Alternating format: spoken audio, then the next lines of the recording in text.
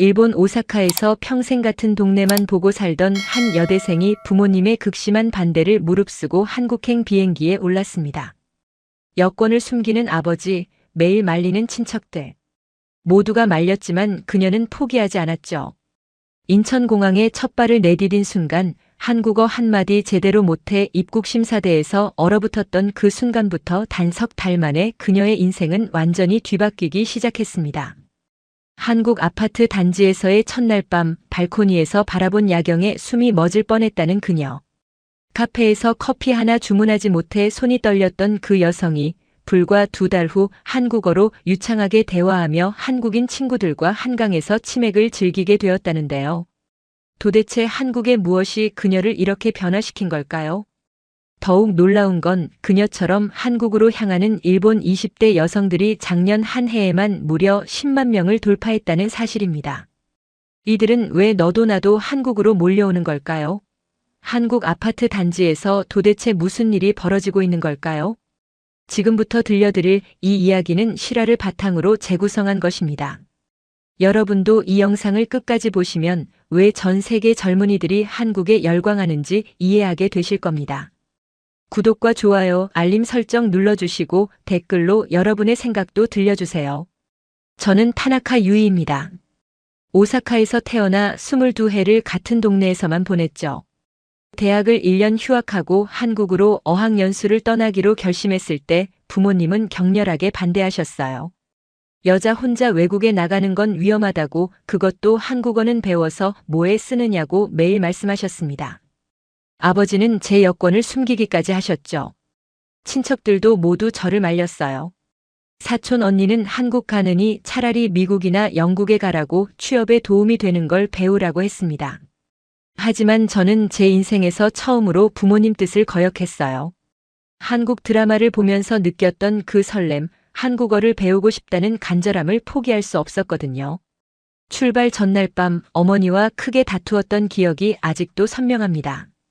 인천공항에 첫 발을 내디뎠을 때의 그 떨림은 지금도 생생합니다. 한국어를 본격적으로 배운 지 겨우 1년, 회화는 거의 불가능한 수준이었어요.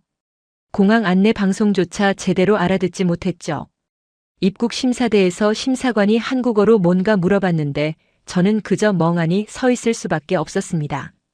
다행히 심사관이 영어로 다시 물어봐 주셨지만 그마저도 긴장해서 제대로 대답을 못했어요.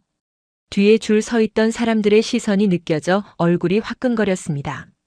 미리 예약해둔 공항 픽업 기사님을 찾는데 30분이 걸렸어요. 제 이름이 적힌 팻말을 들고 계셨는데도 한글로 쓰인 제 이름을 바로 알아보지 못했던 거죠. 주변을 3바퀴나 돌면서 헤맸습니다. 기사님께서 결국 일본어로 타나카 유이 씨 맞느냐고 물어보셨을 때 비로소 안도의 한숨을 내쉬었어요. 차에 올라타자마자 두려움이 밀려왔어요. 이게 정말 잘한 결정일까? 창밖으로 스쳐 지나가는 풍경은 낯설기만 했습니다. 고속도로 양옆의 고층 건물들, 한글로만 쓰인 간판들, 일본과는 다른 교통 신호등까지. 모든 게 낯설었죠. 서울 시내로 들어서면서 풍경이 바뀌기 시작했어요. 40분쯤 달렸을까요? 갑자기 거대한 아파트 단지들이 눈에 들어왔습니다. 오사카에서 본 것과는 차원이 다른 규모였어요.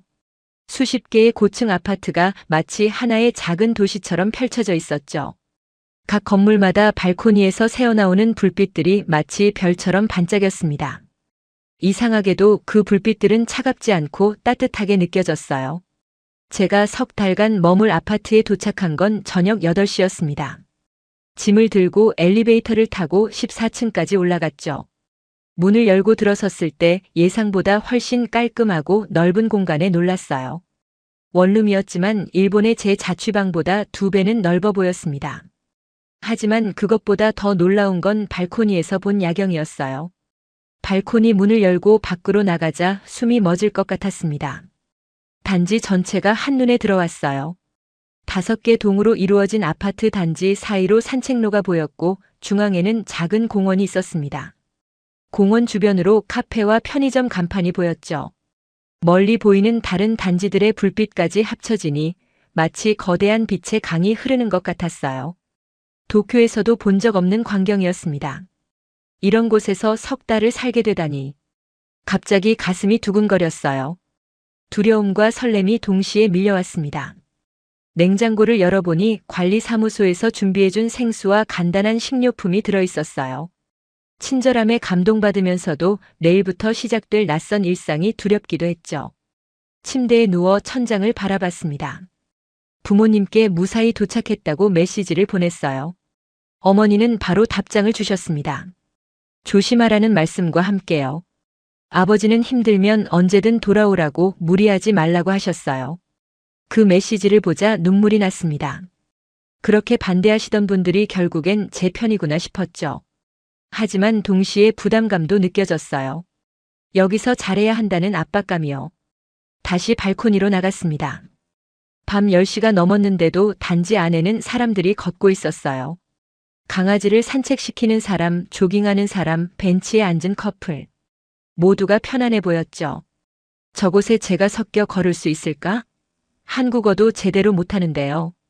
불안함이 다시 밀려왔지만 동시에 묘한 기대감도 느껴졌어요. 창밖으로 보이는 불빛들 사이로 수많은 사람들이 살아가고 있었습니다. 그 이야기들 속에 제 이야기도 조금씩 섞여 들어갈 수 있을까요? 첫날 밤 저는 발코니에 오래 서 있었습니다. 차가운 3월의 바람이 뺨을 스쳤지만 발걸음이 떨어지지 않았어요.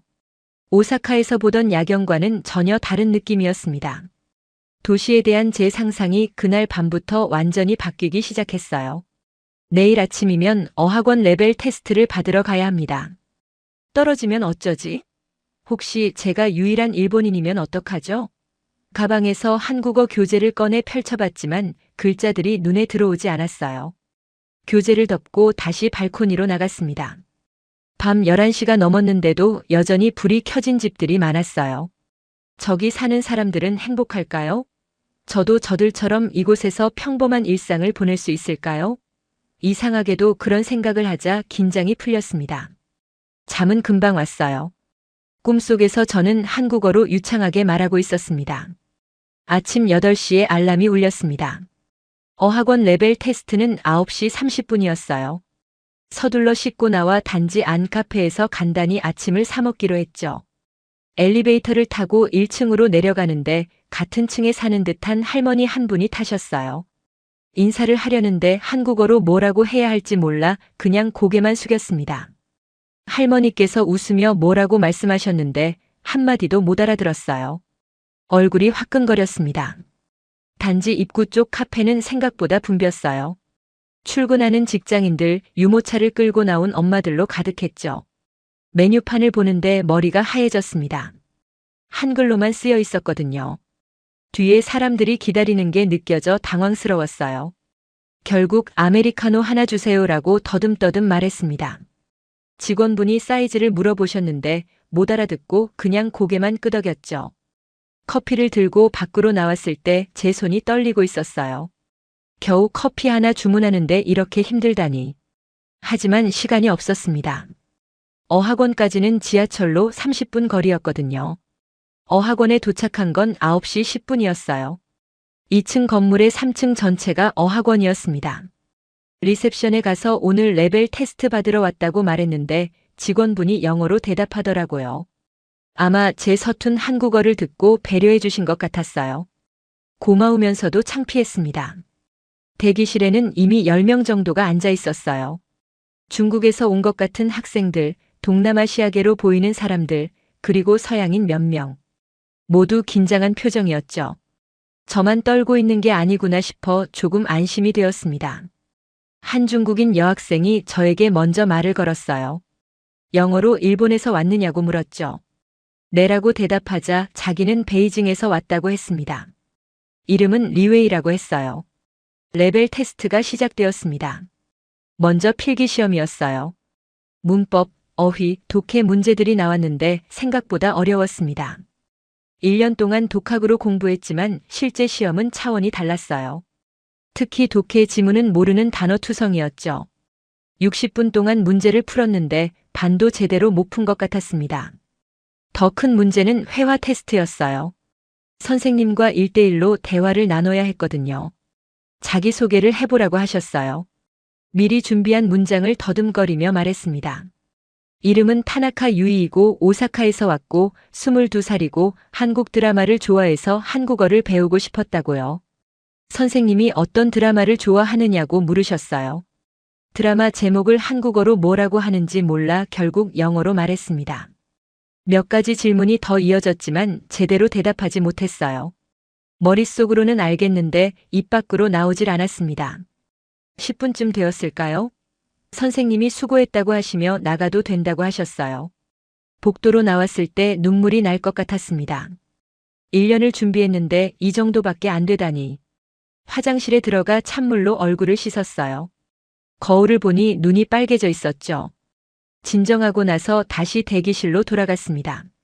리웨이가 저를 보더니 괜찮냐고 물었어요. 괜찮다고 했지만 목소리가 떨렸습니다. 리웨이도 어려웠다고 했어요. 자기도 잘 못했다고요. 그 말에 위로가 되었습니다. 혼자만 못한 게 아니구나 싶었죠. 결과는 이틀 후에 나온다고 했어요. 어학원을 나서니 낮 12시가 넘었더라고요. 리웨이와 함께 근처 식당으로 갔습니다. 메뉴판은 다 한글이었지만 사진이 붙어있는 김치찌개를 가리키며 주문했어요. 식사를 하면서 리웨이와 이야기를 나눴습니다. 영어로요.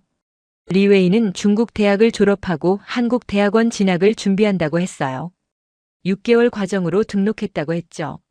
저는 석 달만 있을 거라고 했습니다. 석 달은 너무 짧지 않냐고 물었지만 그게 제가 부모님을 설득할 수 있었던 최대 기간이었어요. 숙소로 돌아온 건 오후 2시쯤이었어요. 아파트에 들어서자마자 침대에 쓰러졌습니다. 몸도 마음도 지쳐 있었어요. 천장을 바라보며 생각했죠. 과연 제가 여기서 뭘 배울 수 있을까? 석 달이면 정말 짧은 시간인데 이렇게 허우적거리다가 끝나는 건 아닐까? 휴대폰을 꺼내 부모님께 메시지를 보냈습니다. 레벨 테스트 잘 봤다고 친구도 사귀었다고 거짓말을 했어요. 걱정하실까 봐요. 어머니는 곧바로 답장을 주셨습니다. 잘했다고 무리하지 말라고요.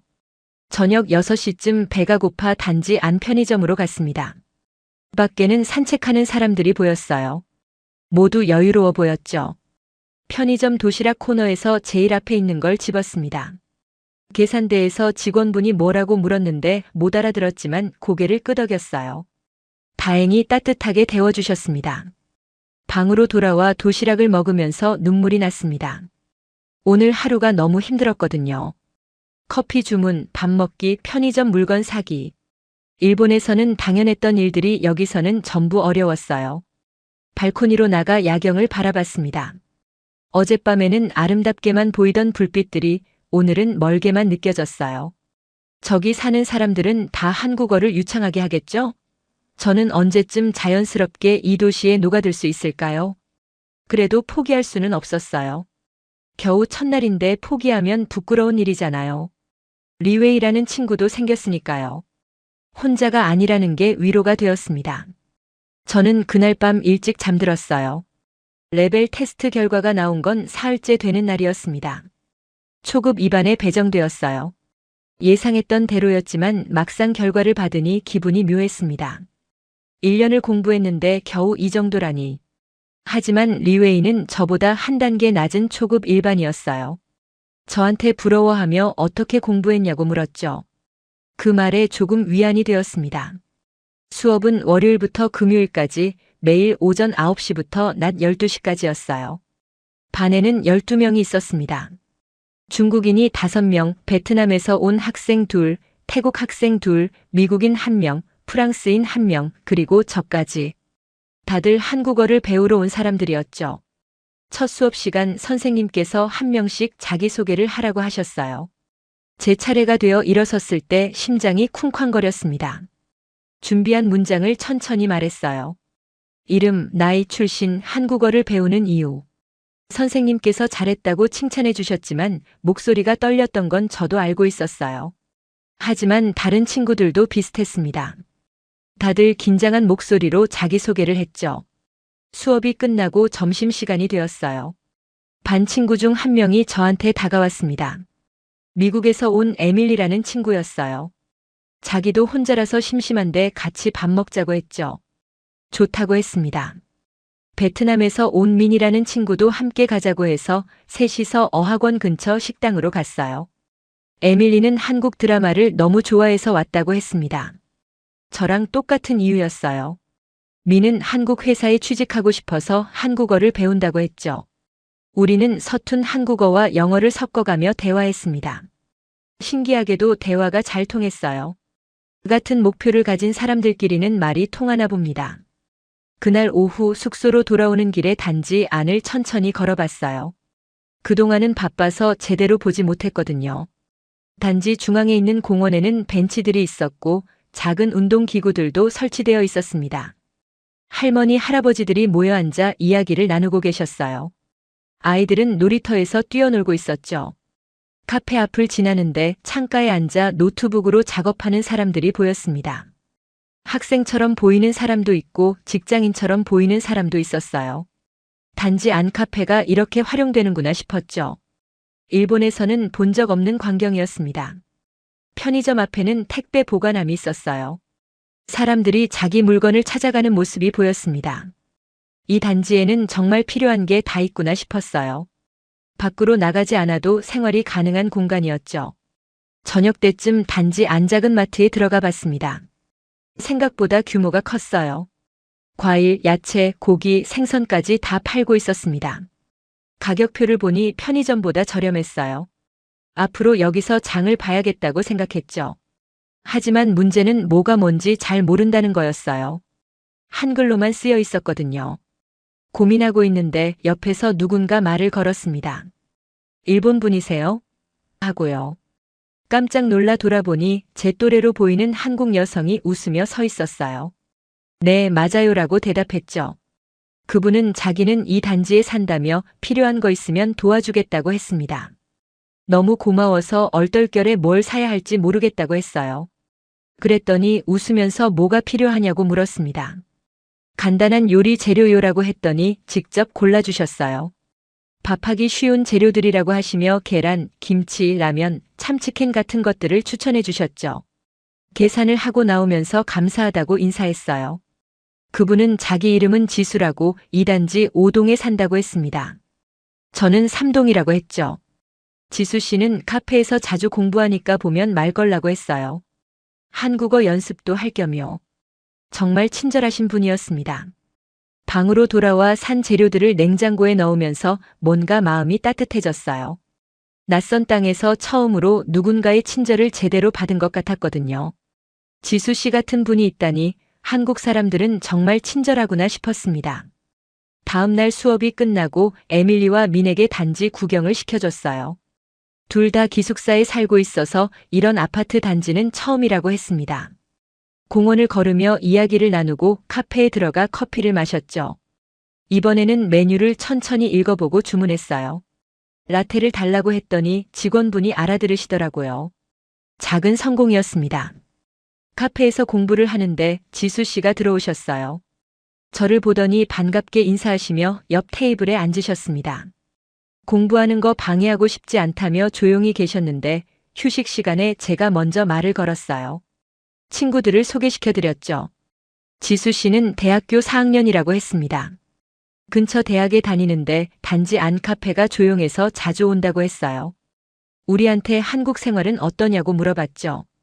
어렵지만 재미있다고 대답했습니다. 특히 이 단지가 정말 편하다고 했어요. 지수 씨가 웃으며 말했습니다. 한국 아파트 단지는 다 이렇다고요. 생활에 필요한 게 다 모여 있어서 편하다고요. 일본이랑은 좀 다르죠? 하고 물었어요. 네, 완전히 다르다고 대답했습니다. 일본은 각각 떨어져 있는데 여기는 하나의 작은 도시 같다고요. 지수 씨는 주말에 시간 있으면 근처 맛집도 데려가 주겠다고 했어요. 한국 음식 제대로 먹어봐야 한다면서요. 에밀리와 민도 좋아했습니다. 우리는 그날 저녁 약속을 잡았죠. 그날 밤 발코니에 서서 야경을 바라봤습니다. 이제는 좀 익숙해진 풍경이었어요. 불빛들이 더 이상 멀게 느껴지지 않았습니다. 제가 조금씩 이 도시에, 이 단지에 스며들고 있다는 걸 느꼈거든요. 에밀리, 민, 지수 씨. 벌써 3명의 친구가 생겼어요. 한국에 온 지 일주일. 처음 며칠은 정말 힘들었지만 이제는 조금씩 적응되고 있었습니다. 언어는 여전히 서툴렀지만 사람들과 연결되고 있다는 느낌이 들었어요. 그게 가장 큰 변화였죠. 한국에 온 지 2주가 지났습니다. 어느새 루틴이 생겼어요. 아침 7시에 일어나 단지 안 산책로를 30분 정도 걷고 카페에서 아침을 먹으며 그날 배울 내용을 예습했습니다. 9시까지 어학원에 가서 수업을 듣고 점심은 친구들과 함께 먹었죠. 오후에는 단지 안 카페나 공유 스터디룸에서 복습을 하고 저녁에는 가볍게 운동을 했어요. 놀라운 건 이 모든 게 단지 안에서 해결된다는 거였습니다. 일본에서는 카페 가려면 전철 타고 나가야 했고 운동하려면 따로 헬스장을 등록해야 했어요. 여기는 모든 게 걸어서 5분 거리에 있었죠. 시간이 정말 많이 절약되었습니다. 특히 공유 스터디룸은 정말 유용했어요. 단지 관리사무소 2층에 있는 공간인데 주민이라면 누구나 무료로 쓸 수 있었습니다. 책상, 의자, 와이파이가 다 갖춰져 있었고 조용해서 공부하기 딱 좋았어요. 에밀리, 민과 함께 거의 매일 갔죠. 어느 날 스터디룸에서 공부하고 있는데 옆 테이블에 한국 대학생 2명이 앉았습니다. 시험 공부를 하는 것 같았어요. 한 명이 저희 쪽을 보더니 외국인이냐고 물었습니다. 네라고 대답했더니 한국어 배우러 왔냐고 했죠. 그렇다고 하자 대단하다며 칭찬해 주었어요. 그 친구들과 이야기를 나누게 되었습니다. 이름은 준호와 민재라고 했어요. 둘 다 근처 대학교 3학년이고 이 단지에서 자취한다고 했습니다. 한국어 공부하면서 힘든 거 있으면 물어보라고 했어요. 특히 준호는 일본 애니메이션을 좋아해서 일본어도 조금 할 줄 안다고 했죠. 그날 이후로 스터디룸에서 자주 마주쳤습니다. 준호와 민재는 우리가 모르는 단어나 문법을 물어보면 친절하게 설명해 주었어요. 교과서만으로는 이해가 안 되던 것들이 실제 한국 사람한테 들으니 훨씬 쉽게 이해되었습니다. 수업 시간에 배운 내용을 바로바로 실생활에 적용할 수 있다는 게 좋았어요. 카페에서 주문할 때, 마트에서 물건 살 때, 택배 받을 때 모든 순간이 한국어 연습 기회였습니다. 처음에는 긴장되고 어려웠지만 점점 익숙해졌어요. 특히 지수 씨가 많이 도와주셨습니다. 주말마다 우리를 데리고 맛집을 다녔는데 메뉴 주문하는 법, 계산할 때 쓰는 표현들을 자연스럽게 가르쳐 주셨어요. 떡볶이, 순대, 김밥, 칼국수. 한국 음식을 하나씩 경험하면서 한국어도 늘어갔죠. 한 달쯤 지났을 때 제 한국어가 눈에 띄게 늘었다는 걸 느꼈습니다. 편의점 직원분과 간단한 대화를 나눌 수 있었고 카페에서 복잡한 메뉴도 주문할 수 있게 되었어요. 가장 기뻤던 건 엘리베이터에서 만난 할머니께 제대로 인사를 드렸을 때였습니다. 할머니께서 어디서 왔느냐고 물으셨어요. 일본에서 왔다고 대답했죠. 한국어 잘한다고 칭찬해 주셨습니다. 그 칭찬이 얼마나 기뻤는지 몰라요. 첫날 엘리베이터에서 인사도 제대로 못했던 제가 이제는 대화를 나눌 수 있게 되었다니요. 수업 시간에도 자신감이 붙었습니다. 선생님 질문에 손을 들어 대답했고 발표도 자원해서 했어요. 틀려도 괜찮다는 걸 알게 되었거든요. 중요한 건 시도하는 거였습니다. 에밀리와 민도 비슷하게 변했어요. 우리는 한국어로 대화하려고 노력했습니다. 서툴렀지만 그 과정 자체가 즐거웠어요. 모르는 단어가 나오면 핸드폰으로 찾아보고 문법이 틀리면 서로 고쳐주면서 배워갔죠. 저녁 시간이 특히 좋았습니다. 단지 안 산책로를 걸으며 오늘 하루를 정리했어요. 날씨가 좋은 날에는 벤치에 앉아 책을 읽기도 했죠. 일본에서는 바빠서 이런 여유가 없었는데 여기서는 시간이 천천히 흘러가는 것 같았습니다. 한국 생활의 효율성에 계속 놀랐어요. 배달 음식은 30분 안에 왔고 택배는 다음 날 도착했습니다. 단지 안에서 필요한 모든 걸 해결할 수 있었죠. 은행 업무도 단지 1층에 있는 ATM에서 할 수 있었고 병원도 걸어서 10분 거리에 있었어요. 어느 날 밤 발코니에 서서 생각했습니다. 한국에 온 지 한 달 반. 처음 왔을 때와 비교하면 완전히 다른 사람이 된 것 같았어요. 한국어 실력도 늘었지만 그보다 더 큰 변화는 제 안에 있었습니다. 더 자신감 있어졌고 더 적극적이 되었어요. 일본에서는 항상 남들 눈치를 봤습니다. 실수하면 어떡하지, 창피당하면 어떡하지 걱정했죠. 하지만 여기서는 달랐어요. 외국인이라는 게 오히려 자유를 줬습니다. 틀려도 괜찮았고 서툴러도 괜찮았어요. 사람들은 제 노력을 알아봐 주었습니다. 준호가 어느 날 말했어요. 유희 씨 한국어 정말 많이 늘었다고요. 한 달 전하고 완전히 다르다고 했습니다. 그 말을 들으니 정말 뿌듯했어요. 노력이 결과로 나타나고 있었거든요. 단지 안 생활도 이제 완전히 익숙해졌습니다. 아침에 어떤 카페에서 커피를 사고 점심은 어떤 식당에서 먹고 저녁에는 어떤 산책로를 걸을지 다 알게 되었어요. 마트 직원분들도 저를 알아보셨고 카페 바리스타분들도 제 단골 메뉴를 기억해 주셨죠. 이 도시에서, 이 단지에서의 삶이 제 일상이 되어가고 있었습니다. 더 이상 관광객이 아니었어요. 이곳에 사는 사람이 된 것 같았죠. 그 느낌이 참 좋았습니다. 부모님께 영상통화를 걸었어요. 많이 밝아졌다고 하시더라고요. 한국 생활이 잘 맞는 것 같다고 걱정했는데 다행이라고 하셨습니다. 어머니는 한국어로 뭐라고 말해보라고 하셨어요. 간단한 인사와 자기소개를 했더니 정말 대견하다고 하시며 눈물을 글썽이셨죠.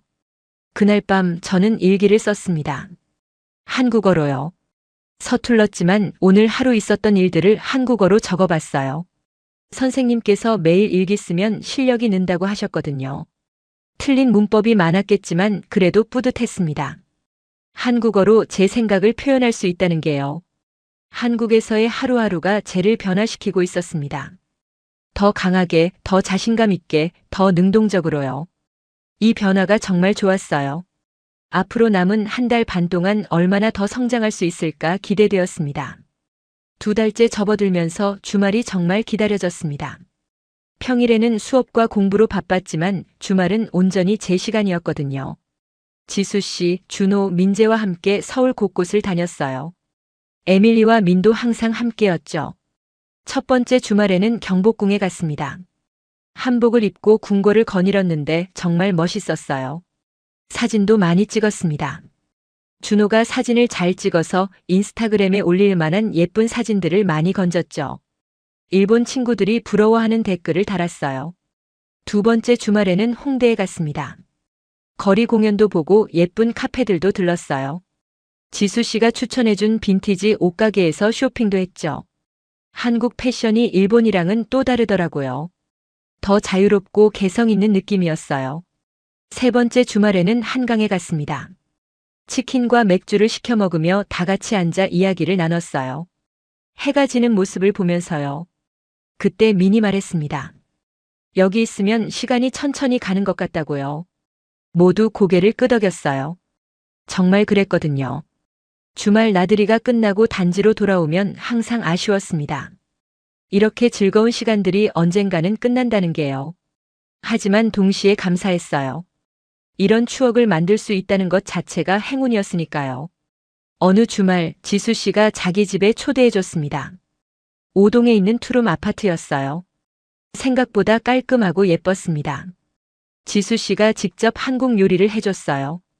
김치찌개랑 불고기, 잡채를 만들어 주셨죠. 다 같이 식탁에 둘러앉아 밥을 먹으면서 마치 가족 같다는 생각이 들었어요. 일본에 있는 가족이 그리웠지만 여기에도 제 사람들이 있다는 게 느껴졌습니다. 지수 씨, 준호, 민재, 에밀리, 민. 이 사람들이 제게는 한국에서의 가족이었어요. 식사 후 지수 씨가 물었습니다. 한국 생활이 어떠냐고요? 저는 솔직하게 말했어요. 처음에는 정말 힘들었다고 매일 울었다고요. 하지만 지금은 너무 행복하다고 일본으로 돌아가기 싫을 정도라고 했죠. 지수 씨가 웃으며 말했습니다. 유희 씨가 적응 잘해서 다행이라고요. 처음 마트에서 만났을 때는 정말 힘들어 보였다고 했어요. 하지만 지금은 완전히 달라졌다고 한국 사람 같다고 했죠. 그 말에 모두 웃었습니다. 준호가 거들었어요. 유희 씨 한국어 발음이 정말 좋아졌다고요.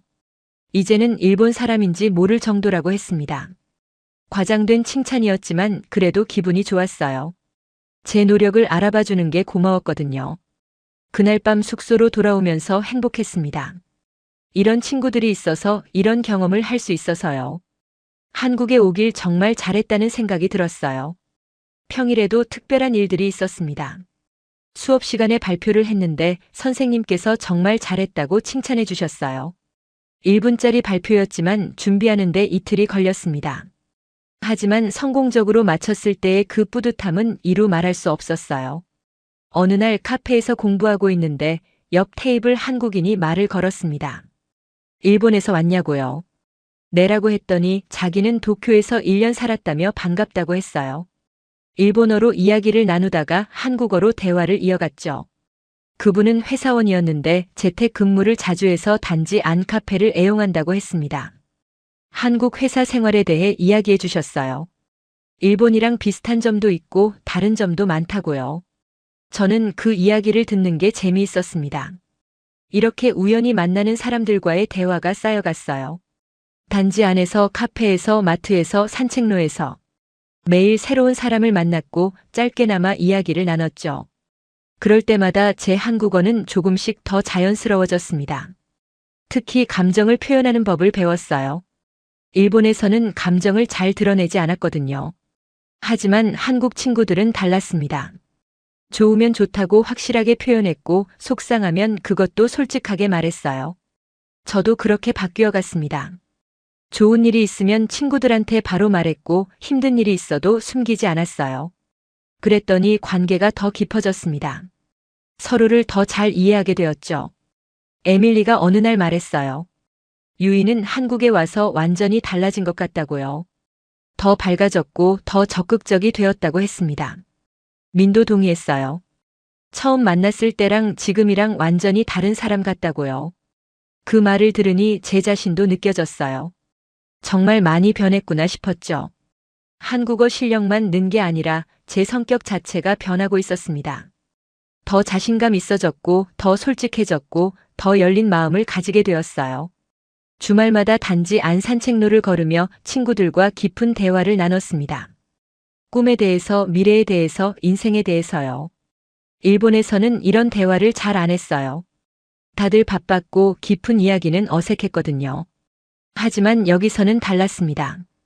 시간이 넉넉했고 사람들은 진지한 대화를 좋아했어요. 지수 씨는 졸업 후 어떤 일을 할지 고민한다고 했고 준호는 대학원에 갈지 취업을 할지 망설인다고 했습니다. 민재는 군대를 다녀온 후 인생관이 바뀌었다고 했어요. 저도 제 이야기를 했습니다. 일본으로 돌아가면 뭘 해야 할지 모르겠다고요. 원래는 대학 복학해서 졸업하고 취직하는 게 계획이었는데 지금은 그게 답이 아닌 것 같다고 했죠. 한국에서의 이 경험이 제게 너무 많은 걸 바꿔놨거든요. 친구들은 저를 응원해줬어요. 유이는 하고 싶은 걸 하면 된다고, 아직 젊으니까 여러 가지 시도해 볼 수 있다고요. 그 말들이 위로가 되었습니다. 2달이 지나면서 제 인생에서 가장 값진 시간을 보내고 있다는 걸 알았어요. 한국어를 배우러 왔지만 그보다 더 많은 걸 배우고 있었습니다. 사람과 관계 맺는 법, 감정을 솔직하게 표현하는 법, 낯선 환경에 적응하는 법이요. 무엇보다 제 자신에 대해 많이 알게 되었어요. 제가 생각보다 강한 사람이라는 것, 새로운 것에 잘 적응한다는 것, 사람들과 쉽게 친해질 수 있다는 것죠. 일본에서는 몰랐던 제 모습들이었습니다. 발코니에 서서 야경을 바라볼 때마다 감사한 마음이 들었어요. 이 경험을 할 수 있게 해준 모든 것에요. 부모님, 친구들, 그리고 제 자신에게도요. 용기 내서 한국에 온 제 자신이 자랑스러웠습니다. 어느덧 3달 중 2달 반이 지났습니다. 남은 시간은 고작 2주. 달력을 볼 때마다 가슴이 먹먹해졌어요. 이렇게 빨리 시간이 지날 줄 몰랐거든요. 처음 왔을 때는 3달이 길게 느껴졌는데 이제는 너무 짧게만 느껴졌습니다. 수업 시간에 집중이 안 됐어요. 선생님이 설명하시는데도 자꾸 다른 생각이 들었습니다. 이 수업도 몇 번 남지 않았다는 생각, 이 친구들과도 곧 헤어진다는 생각이요. 에밀리와 민도 비슷한 표정이었어요. 다들 귀국 날짜가 비슷했거든요. 점심시간에 셋이서 조용히 밥을 먹었습니다. 평소처럼 떠들지 않았어요. 민이 먼저 말을 꺼냈습니다. 돌아가기 싫다고요. 여기가 너무 좋은데 왜 시간은 이렇게 빠른지 모르겠다고 했죠. 에밀리도 고개를 끄덕였어요. 저도 같은 마음이었습니다. 우리는 연락은 계속하자고 약속했습니다. 에밀리는 미국으로, 리는 베트남으로, 저는 일본으로 돌아가지만 우정은 계속 이어가자고요. SNS도 마팔로우 했고 단체 채팅방도 만들었어요. 하지만 알고 있었습니다. 멀리 떨어지면 자연스럽게 연락이 뜸해진다는 걸요. 그날 저녁 지수 씨한테 메시지를 보냈습니다. 2주 후면 일본으로 돌아간다고요. 지수 씨는 바로 전화를 걸어왔어요. 벌써냐며 놀라더라고요. 시간이 정말 빠르다고 아쉽다고 했습니다. 지수 씨가 마지막 주말에 특별한 곳으로 데려가 주겠다고 했어요. 서울에서 가장 예쁜 곳이라고요. 어디냐고 물었더니 가봐야 안다며 비밀이라고 했습니다. 준호와 민재도 부르겠다고 했죠. 남은 2주 동안 저는 단지 안 곳곳을 다시 걸어 다녔습니다. 처음 왔을 때 설렜던 카페, 매일 아침 커피를 사던 곳, 친구들과 공부했던 스터디룸, 저녁마다 산책하던 산책로. 모든 게 추억이 되어 있었어요. 편의점에 들어갔습니다. 처음 왔을 때는 뭐가 뭔지 하나도 몰라서 헤맸는데 이제는 직원분이 저를 알아봐 주셨어요. 오늘도 삼각김밥이냐고 웃으며 물었죠. 네라고 대답하며 웃었습니다. 이런 소소한 관계들도 곧 사라질 거예요. 마트에 가서 장을 봤습니다. 지수 씨가 처음 도와줬던 그 마트요. 이제는 혼자서도 다 할 수 있었어요. 재료를 보고 뭘 만들 수 있는지 알았고 가격도 흥정할 수 있었죠. 한국어가 이렇게 늘다니 저도 신기했습니다. 계산하면서 직원분이 물었어요. 요즘 자주 오시는데 근처 사시냐고요. 네, 삼동에 산다고 했습니다. 그랬더니 고개를 끄덕이시며 단골이시네요 하셨어요. 단골. 그 단어가 마음에 와닿았습니다. 저도 이제 이곳에 단골이 된 거예요. 하지만 곧 떠나야 한다는 게 너무 아쉬웠어요. 이제 막 익숙해졌는데 이제 막 이곳 사람이 된 것 같은데 떠나야 한다니요. 눈물이 날 것 같아서 얼른 마트를 나왔습니다. 숙소로 돌아오는 길에 벤치에 앉았어요. 공원 한가운데 있는 벤치였습니다. 아이들이 뛰어노는 모습, 산책하는 사람들, 강아지와 노는 주민들. 평화로운 풍경이었어요. 이 평화로움 속에 제가 있었다는 게 꿈만 같았습니다. 엘리베이터를 타고 올라가는데 그 할머니를 만났습니다.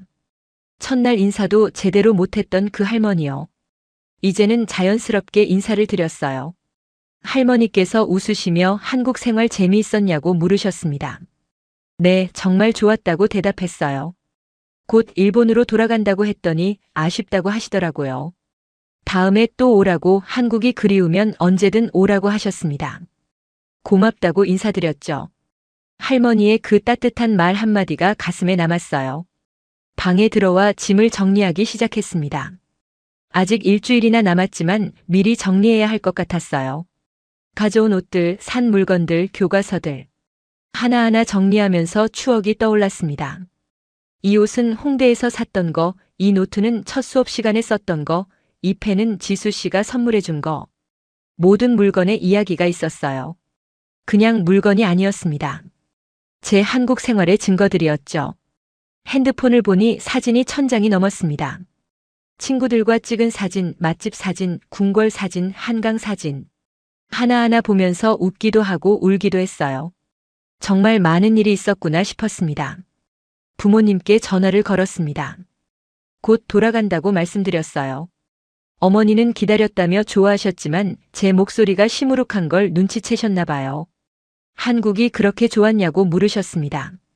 네, 정말 좋았다고 대답했어요. 생각했던 것보다 100배는 더 좋았다고요. 여기서 정말 많은 걸 배웠다고, 완전히 다른 사람이 된 것 같다고 했습니다.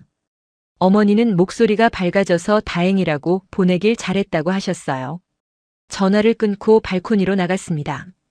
익숙해진 야경이 펼쳐졌어요. 이 야경을 앞으로 몇 번이나 더 볼 수 있을까요? 손가락으로 셀 수 있을 만큼 남지 않았습니다. 불빛들을 바라보며 생각했어요. 저기 집들에 사는 사람들은 내일도 여기 있겠죠. 모레도 1년 후에도요. 하지만 저는 떠나야 합니다. 이 도시를, 이 단지를, 이 사람들을 두고요. 왜 이렇게 아쉬운 걸까요? 겨우 석 달인데요. 하지만 이 석 달이 제 인생에서 가장 소중한 시간이었습니다. 가장 많이 성장한 시간이었고 가장 행복했던 시간이었어요. 눈물이 났습니다. 아직 떠나지도 않았는데 벌써 그리울 것 같았거든요. 이 불빛들이, 이 바람이, 이 공기가 모든 게 그리울 것 같았어요. 휴대폰으로 야경 사진을 찍었습니다. 마지막이 아니라는 걸 알지만 그래도 찍어두고 싶었어요. 일본에 가서 이 사진을 보면 이 순간이 떠오르겠죠. 발코니에 서서 울었던 이 순간이요. 다음 날 수업 시간 선생님께서 발표했습니다. 다음 주가 마지막 수업이라고요. 수료증을 드릴 거라고 하셨어요. 교실이 조용해졌습니다. 다들 같은 마음이었나 봐요. 수업이 끝나고 에밀리, 민과 카페로 갔습니다. 우리가 항상 앉던 자리에 앉아 커피를 마셨어요. 아무도 말을 하지 않았습니다. 그냥 조용히 앉아 있었죠. 말하면 울 것 같아서요. 한참 후에 에밀리가 말했습니다. 우리 꼭 다시 만나자고요. 언젠가 어디선가요? 민도 고개를 끄덕였어요. 저도 약속했습니다. 꼭 다시 만나자고요.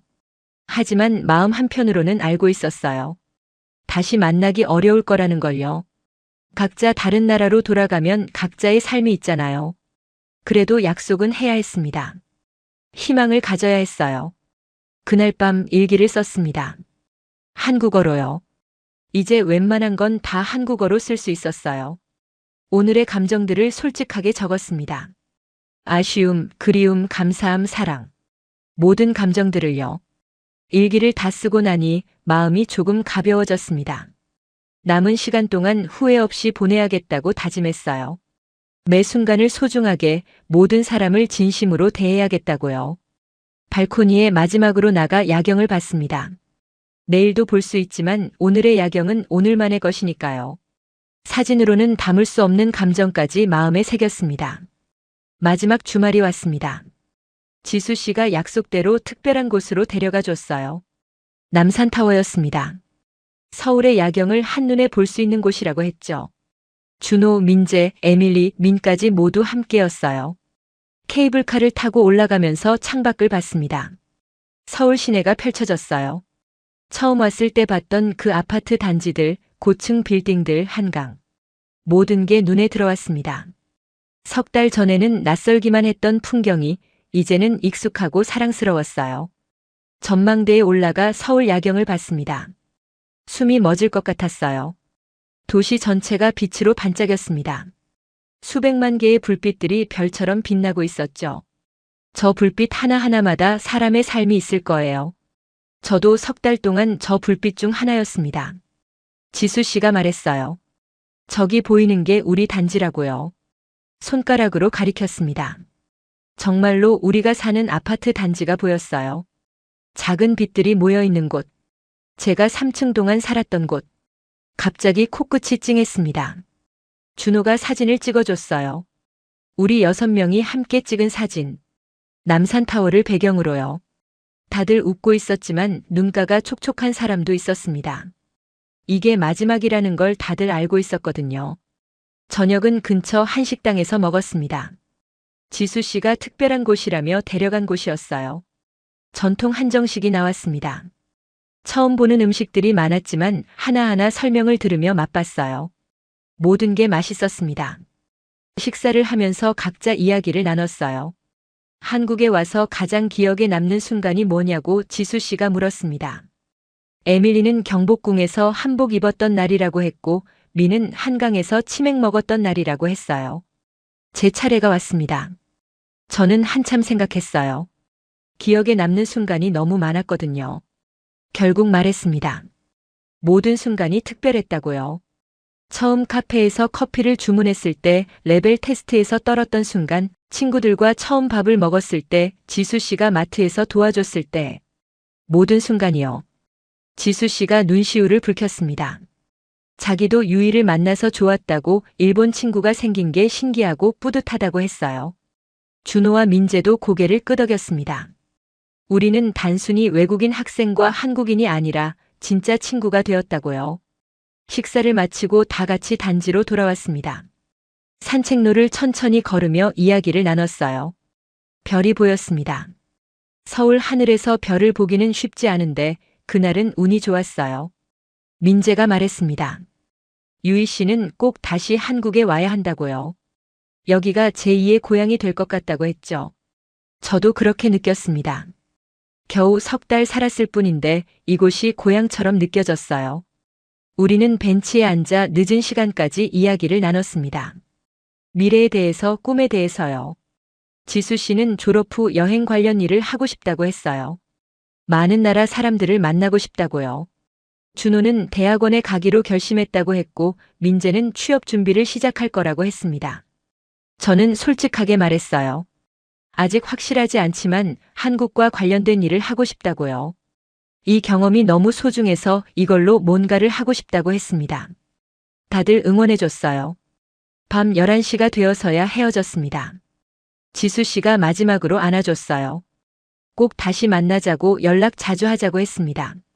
준호와 민재도 악수를 청했어요. 에밀리와 민과는 오래 껴안았습니다. 다들 울고 있었죠. 숙소로 돌아와 짐을 다시 확인했습니다. 모레 떠나니까요. 가방에 옷을 넣으면서 왔을 때와 돌아갈 때가 완전히 다르다는 걸 느꼈어요. 똑같은 옷이지만 입고 있던 사람은 완전히 달라졌거든요. 거울을 봤습니다. 3달 전에 저와 지금의 저는 정말 달랐어요. 표정이 밝아졌고 눈빛이 자신감 있어 보였습니다. 한국어를 배운 것보다 더 큰 변화였죠.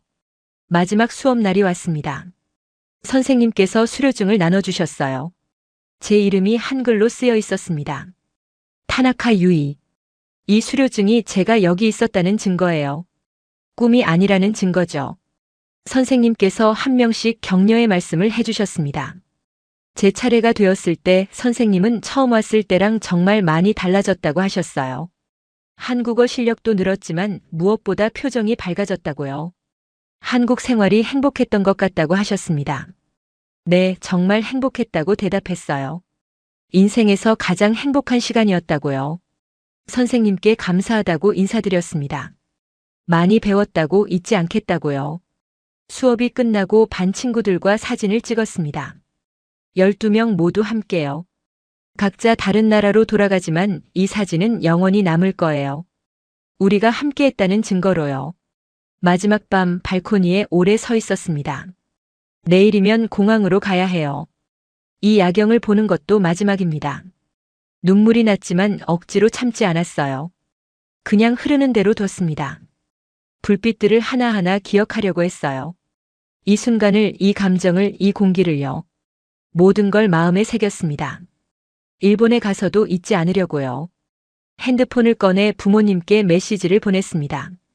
내일 출발한다고 많이 기다리셨을 텐데 감사하다고요. 어머니는 바로 답장을 주셨어요. 잘 돌아오라고 공항에서 기다리겠다고요. 짐을 최종 점검했습니다. 빠뜨린 게 없나 확인했어요. 가져온 것보다 훨씬 많아졌습니다. 물건뿐만 아니라 보이지 않는 것들도요. 추억, 경험, 성장. 그 모든 것들을 가방에 담아가는 거예요.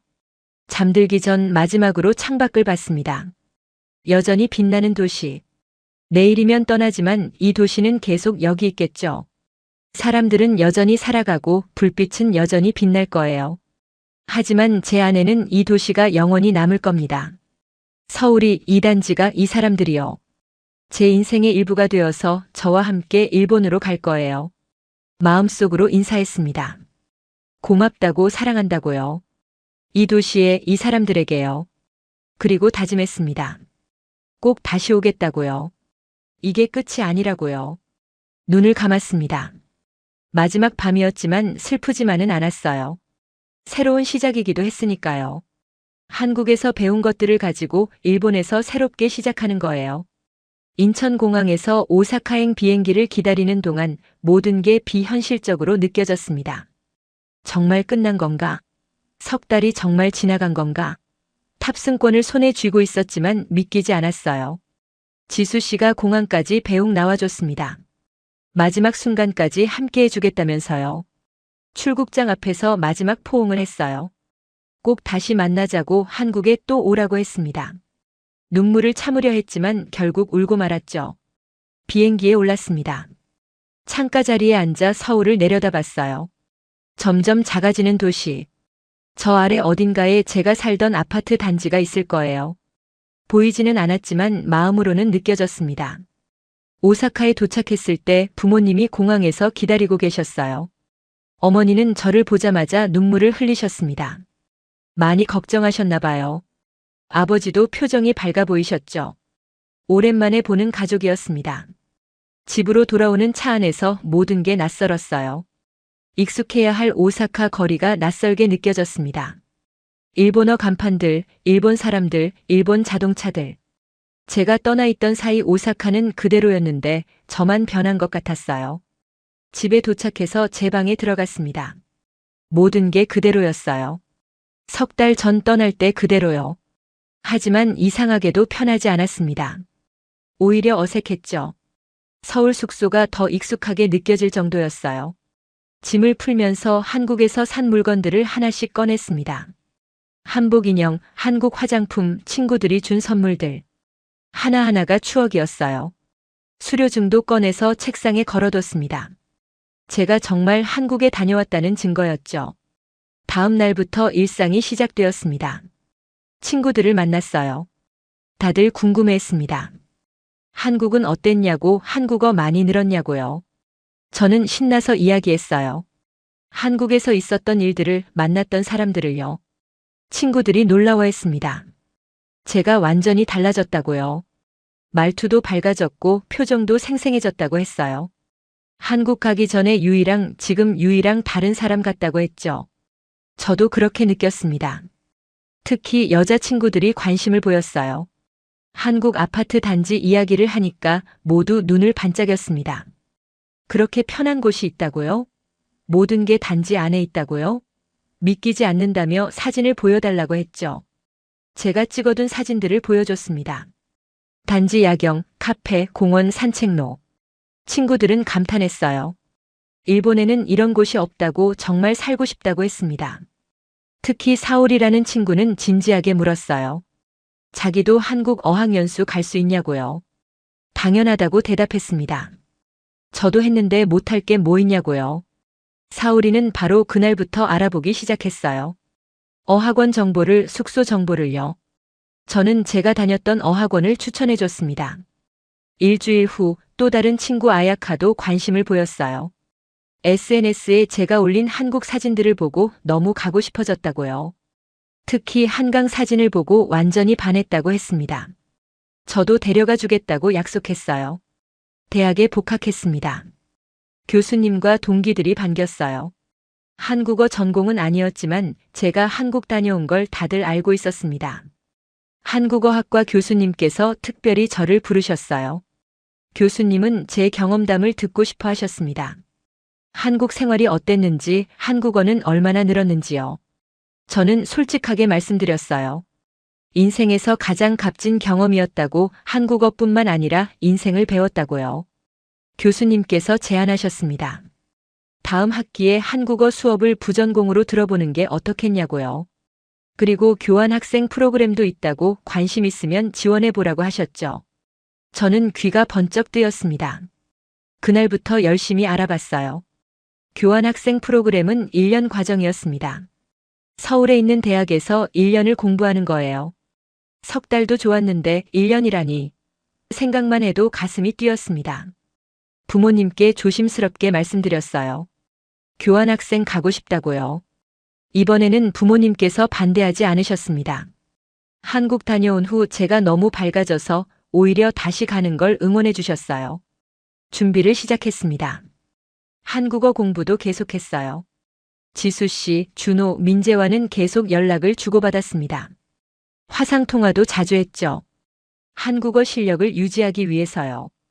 SNS를 보니 놀라운 일이 있었습니다.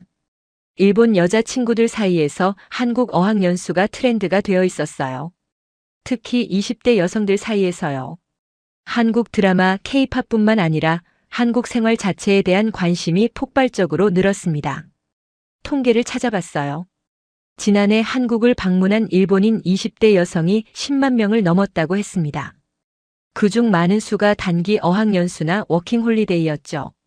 저처럼 한국 아파트 생활을 경험하고 싶어하는 사람들이 정말 많았어요. 온라인 커뮤니티에도 가입했습니다. 한국 생활에 관심 있는 일본 여성들의 모임이었어요. 거기서 제 경험을 공유했죠. 단지 생활이 얼마나 편한지, 사람들이 얼마나 친절한지, 한국어를 배우기 얼마나 좋은 환경인지요. 반응이 뜨거웠습니다. 많은 사람들이 질문했어요. 어떤 어학원이 좋은지, 숙소는 어떻게 구하는지, 비용은 얼마나 드는지요. 저는 하나하나 친절하게 답변했습니다. 제 경험이 누군가에게 도움이 된다는 게 기뻤거든요.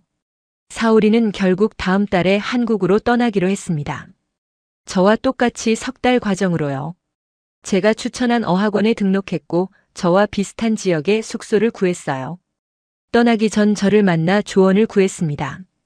저는 말해줬어요. 처음에는 힘들 거라고 하지만 포기하지 말라고요. 한 달만 버티면 완전히 달라질 거라고 했죠.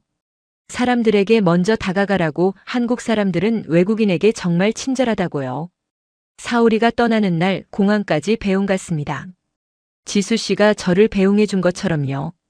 사오리에게 말했어요. 즐겁게 다녀오라고. 인생이 바뀔 거라고요. 사오리는 떨리지만 기대된다고 했습니다. 그 모습을 보면서 석 달 전 제 모습이 떠올랐어요. 설레면서도 두려웠던 그때요. 이제는 사오리가 그 여정을 시작하는 거예요. 얼마나 멋진 경험을 하게 될지 벌써 기대되었습니다. 집으로 돌아오면서 생각했어요. 저처럼 한국에 가는 일본 여성들이 점점 늘고 있다는 것을요. 그들 모두가 제가 느꼈던 그 감동을 느낄 거예요. 한국의 따뜻함을, 사람들의 친절함을, 새로운 자신을 발견하는 기쁨을요. 밤에 발코니로 나갔습니다. 오사카의 야경이 펼쳐졌어요. 예쁘긴 했지만 서울 야경과는 달랐습니다. 서울의 그 따뜻한 느낌은 없었죠. 하지만 괜찮았어요. 언젠가 다시 갈 테니까요. 핸드폰을 꺼내 지수 씨에게 메시지를 보냈습니다. 내년에 교환학생으로 간다고요. 1년 동안 서울에서 살 거라고 했죠. 지수 씨는 바로 답장을 보냈어요. 진짜냐며 너무 좋다고 기다리겠다고요. 준호와 민재한테도 알렸습니다. 다들 환영한다고 했어요. 돌아오면 더 재미있는 곳들을 보여주겠다고요. 그 메시지들을 읽으면서 웃었습니다. 정말 돌아가는구나. 제2의 고향으로요. 교환학생 신청서를 작성했습니다. 지원 동기란에 솔직하게 썼어요. 한국에서의 석 달이 제 인생을 바꿨다고, 더 배우고 싶다고, 한국과 일본을 잇는 사람이 되고 싶다고요. 제출 버튼을 누르는 순간 가슴이 두근거렸습니다. 새로운 시작이었어요. 한국에서의 석 달은 끝이 아니라 시작이었던 거죠. 더 긴 이야기의 첫 장이었습니다. 창밖을 봤습니다. 별이 보였어요. 서울에서 봤던 그 별들요. 같은 하늘 아래 있다는 게 신기했습니다. 지금은 떨어져 있지만 곧 다시 만날 거예요. 한국에서 배운 것들을 생각했습니다. 언어뿐만이 아니었어요. 용기, 자신감, 개방성, 따뜻함. 모든 것을 배웠죠. 그 배움을 가지고 저는 계속 나아갈 거예요. 한국으로 향하는 건 저만이 아닙니다. 수많은 일본 여성들이 저처럼 한국으로 가고 있어요. 각자의 이유로 각자의 꿈을 가지고요. 우리는 두 나라를 잇는 다리가 될 거예요. 발코니에서 서울 쪽을 바라봤습니다. 보이지는 않지만 거기 있다는 걸 알아요. 제 마음속에도 현실에도요. 그곳은 이제 제 일부가 되었습니다. 영원히요. 타나카 유이의 이야기는 단순한 어학연수 성공담이 아닙니다. 이것은 한국이라는 나라가 가진 특별한 힘에 대한 증언이죠. 효율적인 생활 시스템, 따뜻한 사람들, 그리고 외국인을 진심으로 환대하는 문화. 이 모든 것이 한 사람의 인생을 석 달 만에 완전히 바꿔놓았습니다. 특히 한국의 아파트 단지 문화는 전 세계 어디에서도 찾아볼 수 없는 독특한 시스템입니다. 하나의 작은 도시처럼 모든 것이 갖춰진 이 공간에서 외국인들은 한국의 진짜 일상을 경험하게 되죠. 그 경험은 그들에게 단순한 추억이 아닌 인생의 전환점이 됩니다. 지금 이 순간에도 수많은 외국인들이 한국행 비행기에 오르고 있습니다. 그들은 한국어를 배우러 오지만 결국 인생을 배우게 되죠. 한국의 따뜻함을, 한국인의 친절함을, 그리고 새로운 자신을 발견하게 됩니다. 한국은 이제 단순한 관광지가 아닙니다. 젊은이들의 꿈과 도전이 이루어지는 곳, 새로운 삶을 시작하는 곳이 되었어요. 타나카 유이처럼 한국에서 인생이 바뀐 사람들의 이야기는 앞으로도 계속될 것입니다. 여러분도 주변에 한국 생활 경험이 있는 분이 계신가요? 댓글로 이야기를 들려주세요. 그리고 이 감동적인 이야기가 더 많은 분들께 전해질 수 있도록 구독, 좋아요, 알림 설정 부탁드립니다. 여러분의 공유 한 번이 누군가에게는 인생을 바꾸는 계기가 될 수 있습니다. 될 수 있습니다. 될 수 있습니다. 될 수 있습니다. 될 수 있습니다. 될 수 있습니다. 될 수 있습니다.